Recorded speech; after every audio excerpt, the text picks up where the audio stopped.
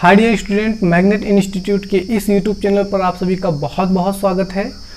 पिछले लेक्चर में हमने पढ़ा था कि क्या डिफरेंसेस है, ठीक, मतलब डिफरेंसेस जो है, कंपैरिजन जो है ग्रेविटेशनल फोर्स के बीच में और इलेक्ट्रिक फोर्स के बीच में क्या डिफरेंसेस है और क्या समानताएं हैं, ये सब सारा चीज़ हम पढ़ चुके हैं। तो आज का जो टॉपिक है, आज का जो लेक्चर है वो है रिगार्डिंग इलेक्ट्रिक फील्ड, मतलब वैद्युत क्षेत्र के बारे में। तो आपकी पहली हेडिंग जो है वो क्या है, इलेक्ट्रिक फील्ड यानी वैद्युत क्षेत्र। तो वैद्युत क्षेत्र क्या होता है? क्षेत्र मतलब क्या होता है? एक एरिया होता है ना। तो आप कह सकते हैं कि जहाँ विद्युत आवेश का प्रभाव होता है, या ऐसे समझ लीजिए कि सपोज दैट एक लड़का है, ठीक, यहाँ से देख लीजिए आप, ठीक, ये लड़का है और ये जो लड़का है ये रहता है अभी इलाहाबाद में, है ना, और ये किसी कारण से मान लीजिए चला गया कहाँ पे, वाराणसी में, ठीक। तो वाराणसी में चला गया ये लड़का, अब यहाँ पे देख लीजिए, ठीक, और एक और लड़का था, ठीक, मान लीजिए इसका नाम है चंगू, सपोज दैट, और इसका नाम है क्या, मंगू। तो चंगू है वो मंगू से क्या कर लिया, लड़ाई कर लिया। ध्यान दीजिएगा, ये इस लड़के का जो चंगू है, इनका घर था इलाहाबाद में, ये टहल रहे हैं वाराणसी में और अचानक से लड़ाई कर लिए। तो अब लड़ाई तो कर लिए बट इनके जान पहचान का कोई नहीं है वाराणसी में, ठीक। तो मजबूरी में इनको सिर्फ मार ही खाना है। इत्तेफाक से एक हफ्ते बाद ही जो मंगू है वो घूमते घूमते इलाहाबाद में दिख गए, ठीक, इसके घर के आसपास चंगू के। तो क्या करेगा, अपने दोस्तों को बुलाएगा और फिर इनका भी वही हाल होगा जो बनारस में इनका हुआ था।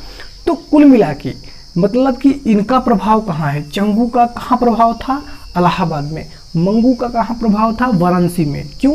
क्योंकि इनका जो रह रहे थे वो इलाहाबाद में और ये रह रहे थे कहाँ पे, वाराणसी में। कहने का क्या मतलब है कि जिसका जहाँ पे मतलब कि प्रभाव होता है वही उसका क्या होता है, क्षेत्र होता है। तो हम कह सकते हैं कि ऐसा क्षेत्र, विद्युत क्षेत्र पढ़ रहे हैं, याद रखिएगा, इलेक्ट्रिक फील्ड। तो ऐसा क्षेत्र, ठीक, कैसा क्षेत्र, ऐसा क्षेत्र जिसमें किसका प्रभाव होता है, विद्युत आवेश का। जी हाँ, ऐसा क्षेत्र जिसमें विद्युत आवेश का प्रभाव होता है विद्युत क्षेत्र कहलाता है, ठीक। तो स्टार्ट करते हैं। तो अगर आपको लिखना हो तो आप लिख सकते हो कि ऐसा क्षेत्र, ऐसा फील्ड जिसमें किसका इफेक्ट हो, किसका प्रभाव हो, विद्युत आवेश यानी इलेक्ट्रिक चार्ज का इफेक्ट होता है, उसे क्या कहते हैं, इलेक्ट्रिक फील्ड कहते हैं। तो आप लिख सकते हैं इसको। तो ये हो गया हमारा इलेक्ट्रिक फील्ड। इलेक्ट्रिक फील्ड को हम किससे डिनोट करते हैं? इलेक्ट्रिक फील्ड को हम डिनोट करते हैं इलेक्ट्रिक लाइन फोर्स से। तो देखते रहिए, आगे बढ़ते हैं हम। तो हो गया होगा आपका। अगला है आपका वैद्युत बल रेखाओं के गुण, ठीक, यानी property of electric line force. क्या क्या प्रॉपर्टी है, क्या क्या गुण है किसके, इलेक्ट्रिक लाइन फोर्स को। और इलेक्ट्रिक लाइन फोर्स मतलब जो वैद्युत बल रेखाओं के गुण, मतलब वैद्युत बल रेखाएं जो हैं वो क्या होती हैं, वैद्युत क्षेत्र को डिनोट करती हैं, उनकी डायरेक्शन को बताती हैं, ठीक। तो आगे बढ़ते हैं। इनका पहला जो है प्रॉपर्टी यही है, वैद्युत क्षेत्र रेखाएं जो होती हैं वो प्लस आवेश से निकलती हैं। जी हाँ, कहाँ से निकलती हैं, प्लस आवेश से, ठीक, प्लस आवेश से निकल जाती हैं, प्लस आवेश से निकल जाती हैं और कहाँ चली जाती हैं, माइनस आवेश पर। ध्यान से देखिए, ये देखिए यहाँ प्लस आवेश से क्या हो रही हैं, निकल रही हैं, ठीक, और माइनस आवेश पर क्या हो रही हैं, आ रही हैं। तो इनके पहला क्या हो गया कि प्लस जो वैद्युत बल रेखाएं हैं वो धन आवेश से निकलती हैं और माइनस आवेश पर आ जाती है। दूसरा पॉइंट ये है कि जो विद्युत बल रेखाएं होती हैं ये, ठीक, जो विद्युत बल रेखाएं होती हैं वो एक दूसरे को कभी नहीं काटती। जी हाँ, एक दूसरे को कभी नहीं काटती। क्यों? क्योंकि अगर वो काटेंगी, देखिए ध्यान से, अगर वो एक दूसरे को कट करेंगी, काटेंगी, तो कटान बिंदु पर वैद्युत क्षेत्र रेखाओं की दो दिशा होगा, ठीक, एक इस साइड का, एक इस साइड का, जो कि असंभव है। तो इसलिए वैद्युत क्षेत्र रेखाएं एक दूसरे को कभी नहीं काटती। ये भी दूसरा पॉइंट है आपका, आप नोट कर सकते हैं इसको। तीसरा है तीसरा आप कर सकते हो कि अगर जो वैद्युत क्षेत्र रेखाएं होती हैं वो परस्पर अगर कैसी हों, समांतर हों, लुक्स लाइक दैट।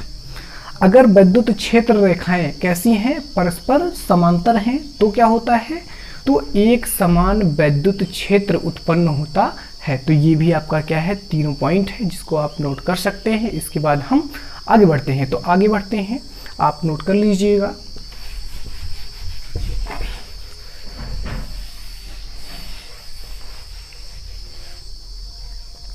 अगला है आपका इंटेंसिटी ऑफ इलेक्ट्रिक फील्ड, मतलब वैद्युत क्षेत्र की तीव्रता। तो हम लिख देते हैं वैद्युत क्षेत्र की तीव्रता। तो इसको भी ध्यान से आप समझ लीजिएगा। देखिए एक फार्मूला होता है आपका E is equal to F upon q 0। यहाँ से हम देखते हैं क्या है, E is equal to F upon q 0। तो अब देखिए ये आपका क्या है, F है, ठीक, मतलब फोर्स है। ये क्या है आपका, Q0 है। ये है आपका क्या, इंटेंसिटी E। तो यहाँ से हम देख लेते हैं, ये जो आपका Q0 लिखा है ना, इसका मतलब होता है टेस्टिंग चार्ज, मतलब परीक्षण आवेश। इसे आप बोल सकते हो क्या, परीक्षण आवेश, परीक्षण आवेश, समझ लीजिएगा। ये क्या है आपका, परीक्षण आवेश। ये क्या है आपका, इस पर लगने वाला फोर्स। ये सब फिनोमिना, ये सब घटना जो होगा वो कहाँ होगा, वैद्युत क्षेत्र में, मतलब इलेक्ट्रिक फील्ड में। तो हम कह सकते हैं, जल्दी से देख लेते हैं क्या है ये, इलेक्ट्रिक जो है इलेक्ट्रिक फील्ड है, वैद्युत क्षेत्र है। तो वैद्युत क्षेत्र में, ठीक, वैद्युत क्षेत्र में एक कोई क्या रखा है, परीक्षण आवेश रखा है। तो हम कह सकते हैं कि वैद्युत क्षेत्र में किसी बिंदु पर क्या रखा है, परीक्षण आवेश। वैद्युत क्षेत्र में किसी बिंदु पर परीक्षण आवेश जो रखा है उस पर लगने वाला बल, ठीक, ये फोर्स ही तो है, इसका नाम लीजिए कि वैद्युत क्षेत्र में रखे परीक्षण आवेश पर लगने वाला वैद्युत बल तथा परीक्षण आवेश के अनुपात को क्या कहते हैं, इंटेंसिटी ऑफ इलेक्ट्रिक चार्ज कहते हैं, यानी वैद्युत क्षेत्र की तीव्रता कहते हैं। ठीक, तो आपको बस इतना सिंपल सी बात आपको समझना है और कहना है, क्या कहना है कि वैद्युत क्षेत्र में परीक्षण वैद्युत क्षेत्र में, ठीक, किसी बिंदु पर रखे परीक्षण आवेश पर लगने वाला बल तथा परीक्षण आवेश के अनुपात को क्या कहते हैं, वैद्युत क्षेत्र की तीव्रता कहते हैं। मतलब एक टेस्ट पार्टिकल है, एक टेस्ट चार्ज है, उस पर जितना फोर्स अप्लाई होगा इन इलेक्ट्रिक फील्ड, उसी को हम कहेंगे क्या, इंटेंसिटी ऑफ इलेक्ट्रिक फील्ड। तो अब इसका हम थोड़ा सा यूनिट देख लेते हैं, डायमेंशन देख लेते हैं, है ना। तो ये डेफिनेशन हो गई।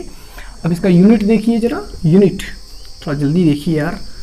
तो ये F क्या है, मतलब बल है। तो इसका अगर हम यूनिट निकालेंगे तो ये क्या हो जाएगा, F का क्या होता है, न्यूटन, और पर ये क्या है आपका आवेश, आवेश का क्या होता है, कूलाम। तो इसका यूनिट क्या हो गया, तो इसका यूनिट जो है वो न्यूटन प्रति कूलाम हो गया। हम निकालते हैं क्या, डायमेंशन, मतलब बीमा। तो ये हो जाएगा F मतलब क्या, mL/-2, ये हो गया अपान Q0। इसका क्या होता है, 80, देखते रहिएगा। इसको ऊपर ले जाते हैं तो हो जाएगा क्या, mL/-2, और यहाँ पे देखिए ये प्लस है तो ऊपर जाएगा तो minus, A inverse T inverse, है ना। अब इसी को थोड़ा सा सॉल्व कर देते हैं तो हो जाएगा mL और A इनवर्स लिख सकते हो आप, और T देखिए T⁻⁻2, और यहाँ पे T⁻⁻1 तो हो जाएगा T⁻3। ये रहा आपका। ये राशि कैसी है, तो हम कह सकते हैं ये वेक्टर राशि है, मतलब वेक्टर आप कह सकते हो, वेक्टर मतलब होता है सदिश। तो ये कौन सी राशि है, सदिश राशि है ना। तो राशि कैसी है, सदिश। सदिश मतलब क्या, वेक्टर। तो ये कौन सी क्वांटिटी है, वेक्टर क्वांटिटी है। आप इसको क्या कर सकते हो, समझ सकते हो। तो ये हो गया आज का हमारा टॉपिक। अब हम अगले लेक्चर में मिलते हैं, ठीक, थोड़ा गर्मी ज़्यादा है आज, तो अगले लेक्चर में हम मिलते हैं। आप कमेंट करते रहिए। Thank you.